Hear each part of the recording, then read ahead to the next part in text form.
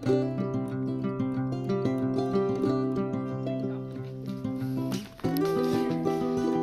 Friends, welcome back to my channel blooming nest. আর এখন আমরা আছি হচ্ছে তিনচুলের রাজরত্না হোমস্টেতে। তো এটা আমাদের পাহাড়ের থার্ড ডেস্টিনেশন।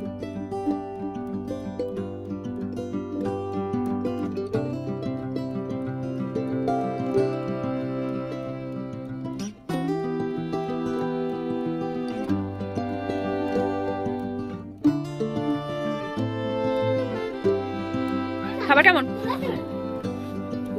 চিকেনটা কেমন? খাবার তো আমাদেরকে প্রচুর পরিমাণে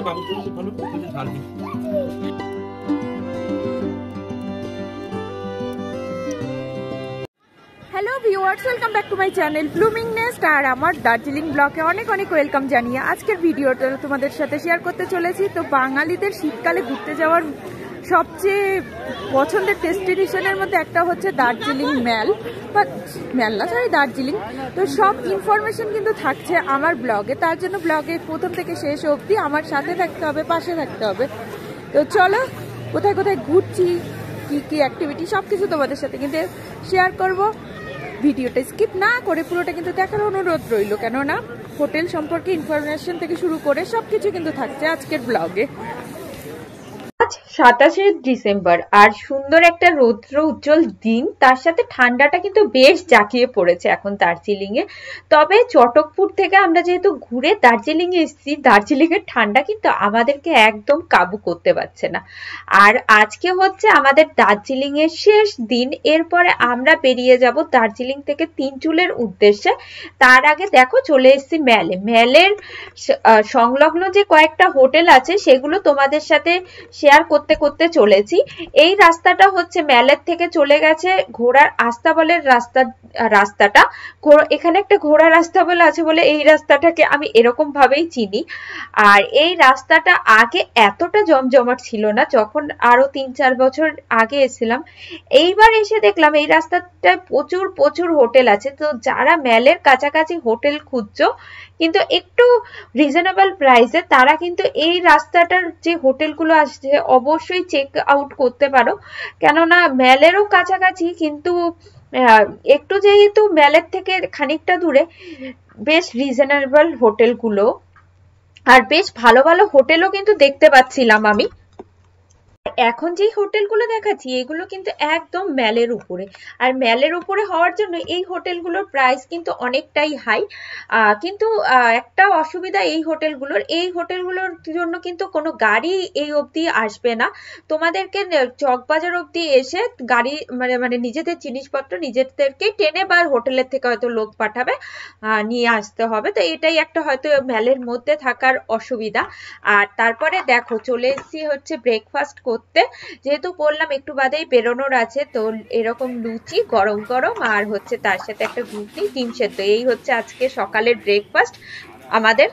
খাওয়া দাওয়া করে রেডি হয়ে আমরা কিন্তু বেরিয়ে পড়লাম তিনচুলের উদ্দেশ্যে। তো আমাদের গাড়ি আগের দিন রাত্রিবেলায় ঠিক করেছি, হোটেলে পড়লেও কিন্তু গাড়ি ঠিক করে দেওয়া যায়। তবে এবার আমরা গাড়িটা নিয়েছিলাম হচ্ছে গ্লেনারিসের সামনে দাঁড়িয়েছিলাম যখন, তখন ওখানে প্রচুর ড্রাইভারের এজেন্ট ছিল যারা এরকম গাড়ির জন্য বলছিল। তো হোটেলের থেকে যে গাড়িটা সেখানে হচ্ছে 2500 টাকা মতন বলছিল তিনচুলে যাওয়ার জন্য, আর আমরা ওখান থেকে ঠিক করেছি সেম গাড়ি ওই 2000 টাকা নিয়েছিল।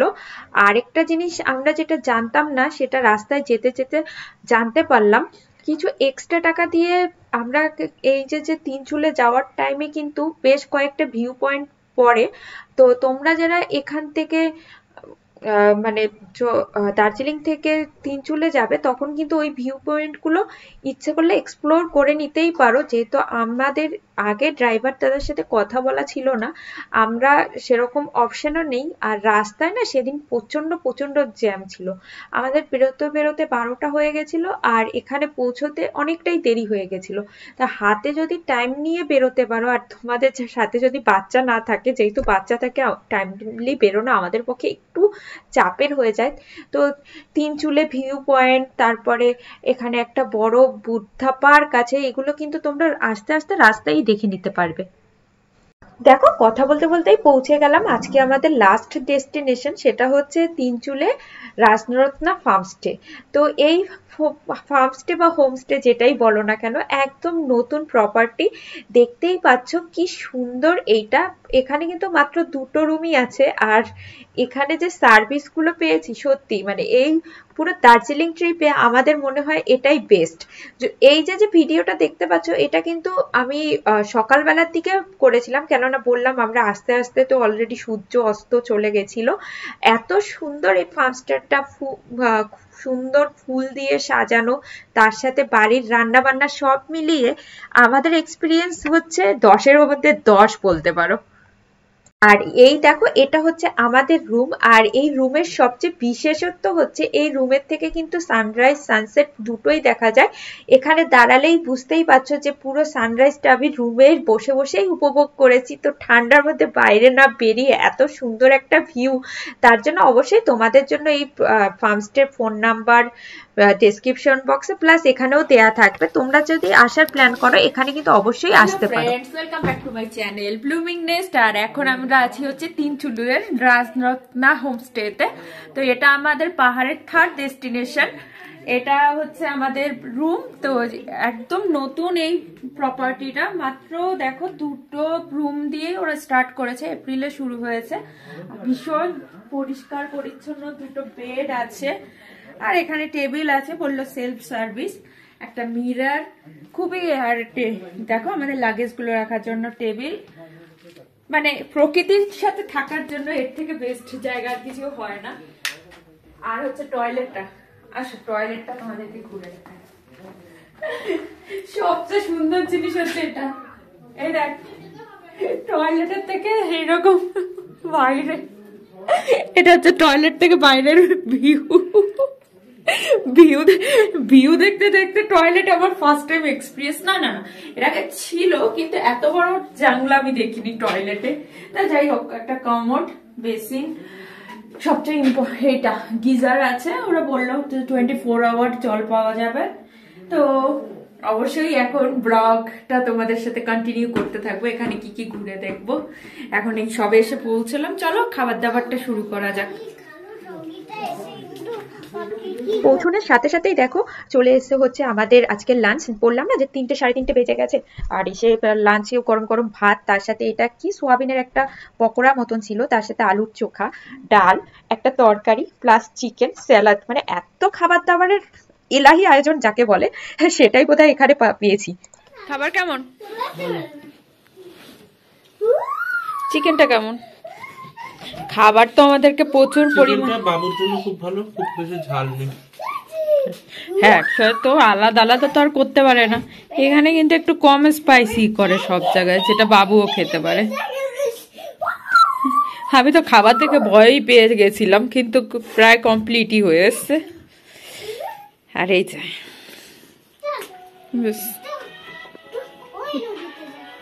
কোন নদীতে যাচ্ছিস?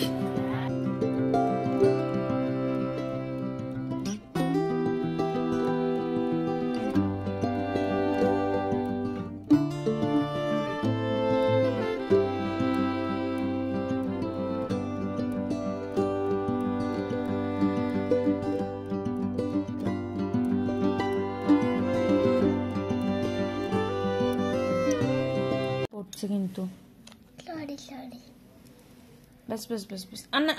আর চাই না। এটা হচ্ছে আমাদের সন্ধ্যেবেলার স্ন্যাক্স। 2 রকম অপশনই দিয়েছিল, মিল্ক আর যেই চাইবে সেটাই বানিয়ে দেবে। খাবার দাবার এখানে এত বেশি পরিমাণে দিচ্ছে, 2 কাপ চায়ের পরে দেখো। আর পাপারটাই দিস না, কতটা চা বেশি রয়ে গেছে। আজকে বললাম যে খাবারটা কম পরিমাণে দিতে, কেননা আমরা খেয়ে শেষ করতে পারছি না।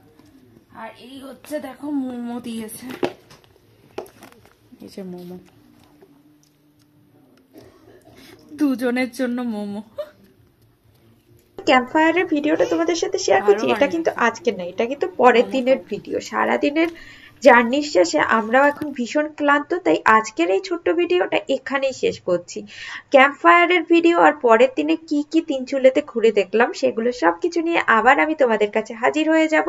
তার জন্য অবশ্যই আমার চ্যানেলটাকে সাবস্ক্রাইব করে পাশে থেকো বন্ধুরা, পাশে বেল আইকনটাও ক্লিক করে দিও যাতে ভিডিও দেওয়ার সাথে সাথে নোটিফিকেশন পেয়ে যাও। আর আমার ভিডিওটা যদি ভালো লেগে থাকে তবে অবশ্যই লাইক আর কমেন্ট করতে ভুলো না। যারা ফেসবুক পেজের থেকে দেখছো তারা পেজটিকে প্লিজ ফলো করে দিও। টাটা, দেখা হচ্ছে নতুন ভিডিওতে। সবাই ভালো থাকবে, সুস্থ থাকবে।